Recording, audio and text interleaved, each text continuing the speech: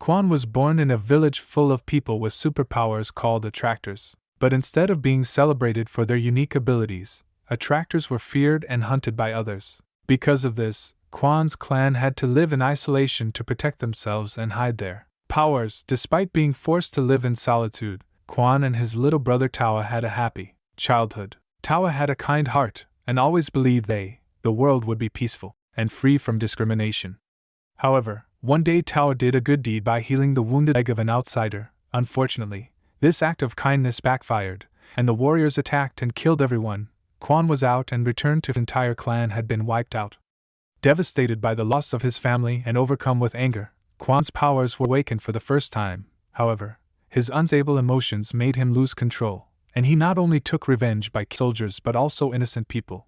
Filled with regret and guilt, Quon vowed to save others like him who have awakened powers, but can't control them.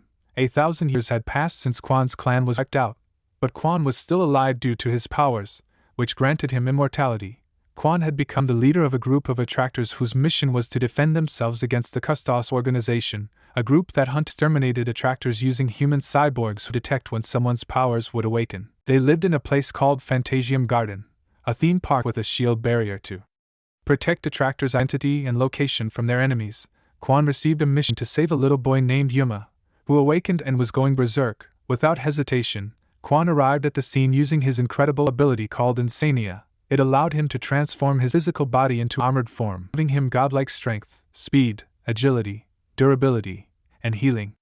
Quon quickly freed the boy from the cyborgs and used his water manipulation power to throw the enemies away, but the Custos cyborgs soon surrounded Quon and fired at his shoulder. They tied his hands, and the human cyborg Epsilon aimed at Quon's, but Quon's friend Yuri came to his rescue. This allowed Quon to free himself and fight back. With agility and swift movements, Quon fought off the enemy fires and knocked their soldiers down one by one, while Yuri protected and saved the boy. The next day, Quon formed by a telepathic attractor, that Yama was to control his powers. Quon decided to help and gave Yama a wristwatch that would aid him in suppressing his power. Quon also made Yama promise to use his powers for good and never to abuse them. Later that night, Quon received a signal that a girl named Kiri was about to awaken her powers. Quon quickly arrived outside Kiri's house, where he witnessed her awakening the power of a voice that could both heal or destroy everything. Fortunately, she stopped her awakening just in time. Kiri had lost her voice due to the trauma of seeing her parents' death, and her remaining family member was her grandmother, who was on her deathbed. Quon also suffered greatly in the past because of what happened to his little brother, decided to protect her. Quon learned that Yama had escaped from the hospital, leaving the wristwatch behind. At the same time, Kiri's power had been fully awakened. Custos's cyborgs were targeting both in different places, which put Quon in a dilemma of which one to help first. Tuka confronted him and told to act like a hero because he can't everyone, but Quon was determined, even if it meant risking his own life. He activated his power to fly toward Yama, who was throwing lava bursts and going berserk. Quon managed to deal with the enemy and push them away. He tried to calm Yama down, but ended up hurting himself due to Yama's explosive bubbles. Tuka took the chance and used his teleportation ability to take them to a factory where Yuri was protecting Kiri. To save everyone, Quon attacked the cyborgs with all his force. Despite the enemy's continuous fire, Quon kept dodging their attacks and retaliated. Unfortunately, one of the Custos soldiers struck Quon from behind with electricity, causing him to fall to the ground. But before the enemy could hurt him further, Yama used his power to activate the safety alarm, forcing the Custos cyborgs to retreat. With Yama's support, Quon reached the bridge where his comrades were waiting for him. He praised Yama for his admirable effort of using his power for good. This incident changed Quon, and he realized that he couldn't save everyone alone. Therefore, he showed gratitude to his comrades for helping him and invited Kiri to join the attractor forces. A few days later, Quon's group engaged in a fierce battle with Custos's to save a new attractor boy. While Quon was fighting with all his might, he noticed that the cyborg Epsilon was trying to catch the boy. Fortunately, T shielded the boy and activated her telepathy power. This caused all three to lose consciousness. After the fight, the medical staff informs that T's telepathy powers had caused her and Epsilon to be trapped inside the boy's dreams.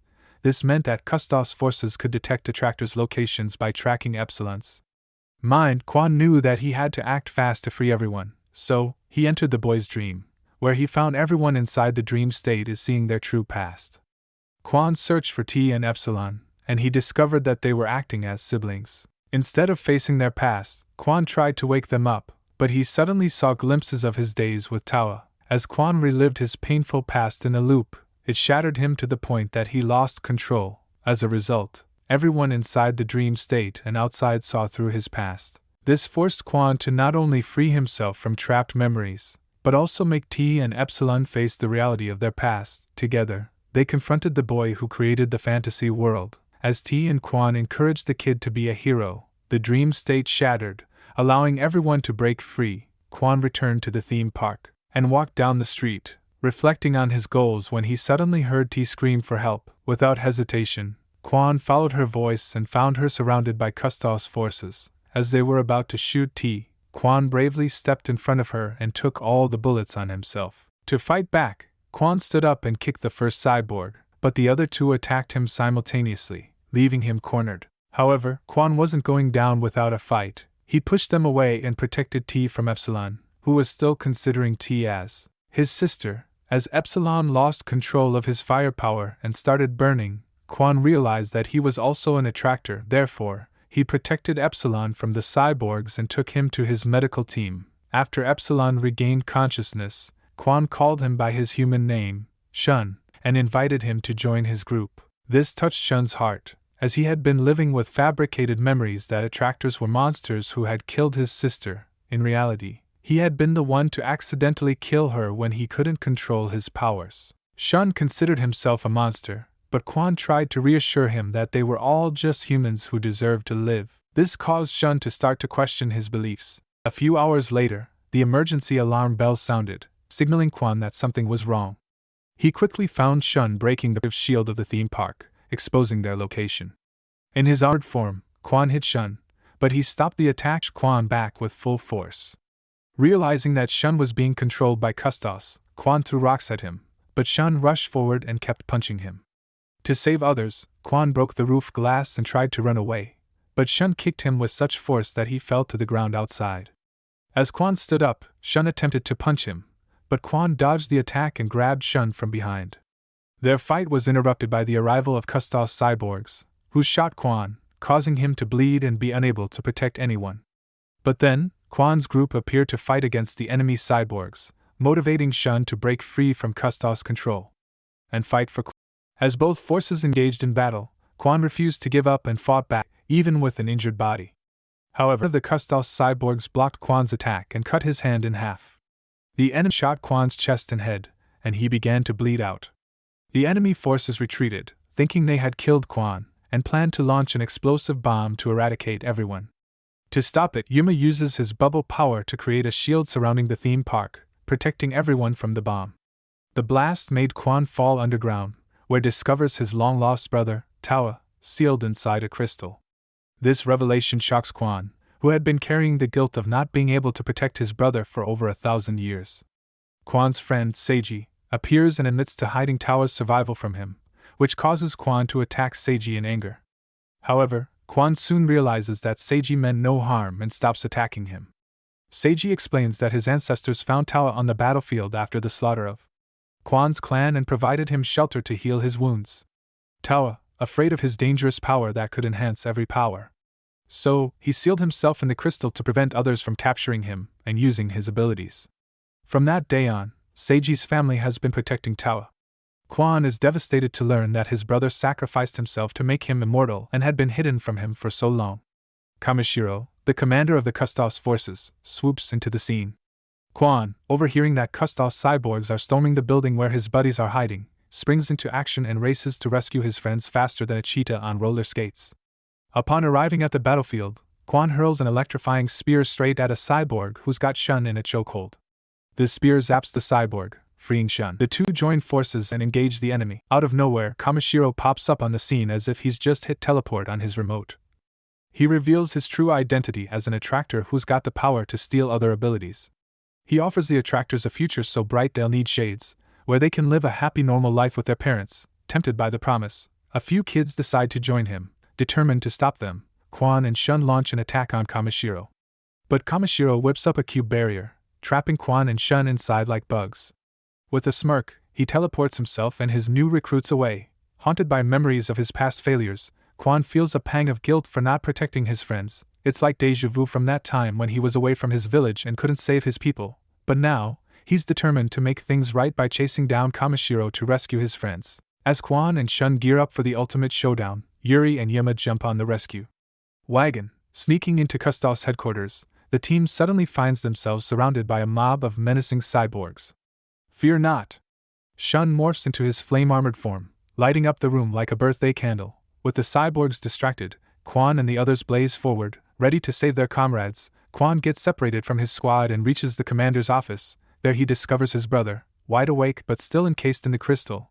Before he can free his sibling, Kamishiro pulls a fast one, trapping Quon in a maze of crystal icicles. Quon's tenacity and refusal to give up make him break the trap, but Kamishiro decides to conjure up gravity-defying crystal rocks and launches one right at Quon's shoulder, giving him a piercing souvenir.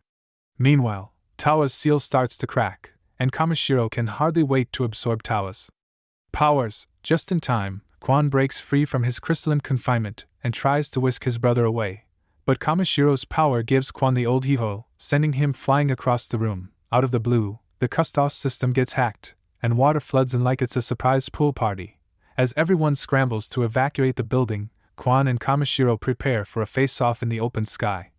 Quon lunges at Kamishiro, but the cunning commander uses his special ability to halt Quon in midair and then zaps him with a jolt of electricity. Quon plummets to the ground like a fallen superhero. Kamishiro conjures a sinister black sphere, causing everyone nearby to lose control of their powers. The result: pandemonium and chaos reign among the forces. As Quon struggles, he envisions himself drowning underwater.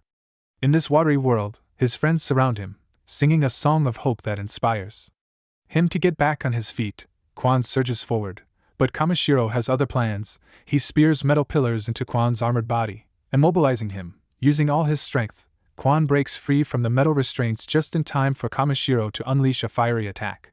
In a dramatic turn of events, Kamishiro stabs Quon's chest with his hand, but instead of admitting defeat, Quon seizes the opportunity to enter the enemy's mind. There, he finally gets the chance to talk with his brother.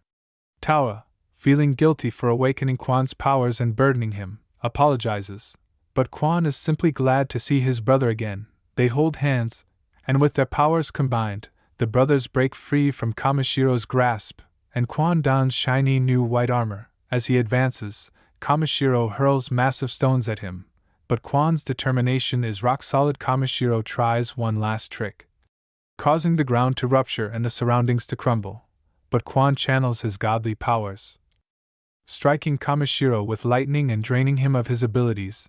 Aged and powerless, Kamishiro begs for mercy and Quon decides to spare him. As the battle ends, Quon's group celebrates their victory. Looking at the sunset, Quon tells Seiji that Tawa finally released him from his immortality curse.